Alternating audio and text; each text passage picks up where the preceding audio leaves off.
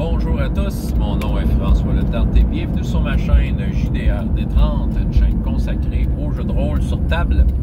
Hydroliste, je vais vous parler d'RPGS, l'Arme des Dragons. Ça me tente de faire, si possible, une courte vidéo pour vous parler un peu de ce qui se passe ces temps-ci. C'est directement la suite de ce que je vous ai déjà expliqué. Je vous ai présenté un peu c'était quoi le dernier royaume, Tangmore Wilds. Rien qu'une page, très peu d'informations, 2 tables de rencontres aléatoires, quelques faits divers. C'est très court, fait que, ça laisse beaucoup de liberté. Et je trouve ça intéressant. J'ai pris une approche intéressante. J'ai pris plus en mode exploration. Sérieux, c'est relax, vraiment. C'est relax pour plusieurs raisons. C'est le calme avant la tempête. Et oui, la rencontre finale, ça va être plein d'effets spéciaux à coups de millions. Non seulement ça, c'est relax parce que le mode exploration, contrairement aux autres royaumes qu'ils ont visités avant, ils n'ont pas nécessairement une idée d'où est où la mer du Grand Souffle. Fait qu'ils devront chercher des indices pour essayer de la trouver. Tandis que les autres royaumes, il y avait une bonne idée d'être où la lampe. Fait que, ils travaillaient plus à atteindre leur objectif, de quelle façon ils allaient contourner les dangers, là, mettons. Là. Mais c'est vraiment en mode exploration. Puis aussi, ce qui fait que c'est relax, et je le réalise de plus en plus, fait qu'ils sont tellement haut niveau qu'il y a bien des affaires qui font automatiquement les joueurs, sans même rouler de dés, juste comme le nombre de points qu'ils ont dans des compétences fait en sorte qu'ils vont réussir des affaires bien routinières, sans même rouler le dé. Moi, je trouve ça intéressant, je trouve ça le fun, en fait, parce que ça sent la compétence, c'est juste ça. Ça sent la compétence, puis ce qui fait que les choses roulent rondement et ça leur permet de régler des petits problèmes et d'avoir la satisfaction que les petits problèmes se règlent puis tout ça. Ils font des bonnes choses. On commence à peine. Là, maintenant, ce que j'ai fait pour mettre en mode exploration, il y a 2 petites tables de rencontres aléatoires. Je m'étais dit, je vais les utiliser quand on va être dans le Tangmore Wild, mais j'ai regardé ça. Il y a 5 hexagones, ce royaume-là.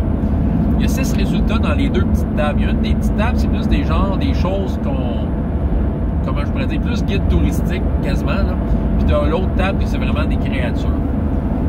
J'ai éliminé une des entrées dans les 2 tables. Il y avait des affaires qui étaient plus évidentes. Et j'ai gardé les affaires plus particulières. Et là, aléatoirement, j'ai carrément pitché sur la map qu'est-ce qui était où. OK? Donc, les 5 résultats qui restaient de la première table, je les ai mis un par hexagone et les 5 créatures.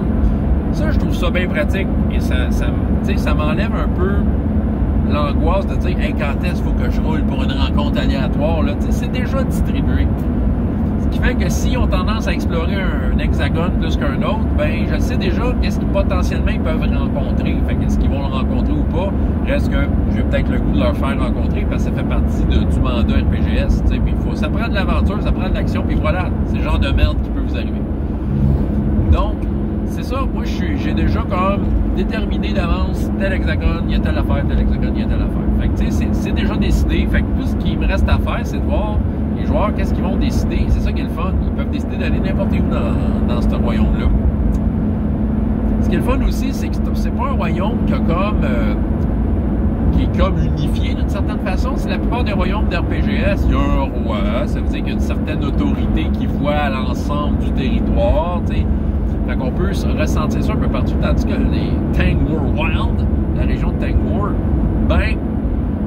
il y a plein de petites affaires qui se passent, puis chacun s'occupe des petits problèmes de son coin de pays, sans vraiment se soucier de ce qui se passe ailleurs. Même, t'as à se demander s'ils ont vraiment conscience s'ils sont dans un pays, puis de l'étendue de ça, t'sais. Là, comme c'est là, dans l'hexagone où ce qui était, qui ont débuté, les rencontres aléatoires m'ont amené à une tribu d'hommes-serpents. Ce qui fait des Yuan-Ti, mais je les appelle les hommes-serpents. Ça fait plus... pour moi, ça sonne plus Sword and Sorcery, les hommes-serpents. Bon.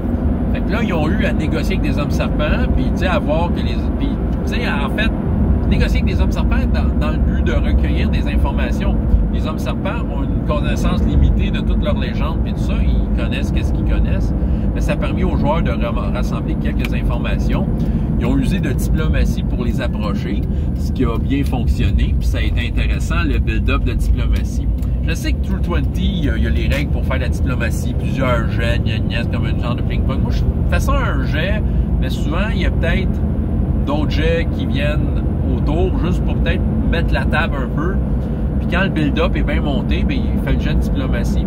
Hurtaud a réussi à rendre les hommes serpents de hostile à unfriendly. Hostile parce que les hommes serpents se méfiaient, des étrangers sur notre territoire, puis des races qu'on n'a jamais vues, ils avaient un peu peur, à indifferent. Xavier, lui, en utilisant la cuisine, il a réussi à faire de la diplomatie. Fait que, tu sais, encore là, Marc a travaillé fort, là. Il a vraiment fait un build-up par rapport à la cuisine. Il a voulu s'intéresser à ce qu'il mangeait. Et même si les hommes serpents et Xavier ne pouvaient pas communiquer verbalement parce que leurs langages sont incompatibles, c'est juste la cuisine, là, ça les rassemblait. Puis il a travaillé, puis Marc a misé là-dessus. Puis encore là, j'ai senti le build-up arriver. Puis là, quand j'ai vu que là, Marc avait comme amené de quoi, là, soudainement, qu'il y avait un aboutissement dans ce qu'il tentait de faire, j'ai décidé que ça allait servir de diplomatie. Fait qu'au lieu de prendre un test de charisme de diplomatie comme justement diplomatie, bluff ou ce genre d'affaires-là, ben, j'ai demandé de faire un test d'alchimie parce que c'est plus l'alchimie de découverte de nouveaux goûts. Puis, voilà, il y a eu un super jet, ce qui a amené une partie de la tribu à être helpful. Fait que là, tu sais, temporairement, helpful, indifferent, je mélangeais ça, je considérais que la tribu au complet pouvait être friendly, tu sais. Fait que c'était intéressant ça, mais tu sais, c'était juste de travailler avec ce problème-là, régler ce problème-là. À la fin de l'aventure, parmi les coutumes, ils ont été témoins, les personnages d'un pied de guerre, les hommes serpents sont partis quelque part, se battre pour protéger une espèce de diamant géant qui semble prier. Puis là-bas, il y avait des yétis contre qui se battaient. Et non seulement ça, une tribu rivale qui s'en est mêlée. Fait que les joueurs ont comme vu une occasion peut-être de faire de la diplomatie, mais plus guerrière. Fait qu'ils ont décidé d'aller tuer le chef ennemi. Ils ont travaillé fort pour le tuer, mais ils ont réussi. Puis c'est de même que l'aventure s'est terminée. Mais voilà, tu sais, ça n'a pas de lien direct avec les larmes des dragons, tout ça. C'est comme une aventure comme en elle-même. On va essayer de mettre les hommes serpents de notre côté, puis peut-être en savoir plus, nous aider à savoir plus. Fait que là, tu sais, c'est en mode exploration. Moi, je trouve ça super plaisant. En se promenant dans la map, ils vont comme chercher l'information qu'ils ont besoin, du mieux qu'ils peuvent, selon qu'est-ce que la région elle a offert comme information aussi. C'est ça, c'est selon les limites de l'information. Fait que de cette façon-là, ils vont s'amener vers la fin. Comme je dis, je pense pas que ça prenne énormément de séances à arriver là, mais reste que je trouve ça super agréable, super. Puis sérieux, je trouve que c'est un bon truc. L'histoire des tables aléatoires, des fois, c'est un peu embêtant. Comme un peu, les consignes pour savoir quand est-ce faut que tu roules le dé, quand est-ce faut pas que tu le roules pour une rencontre aléatoire.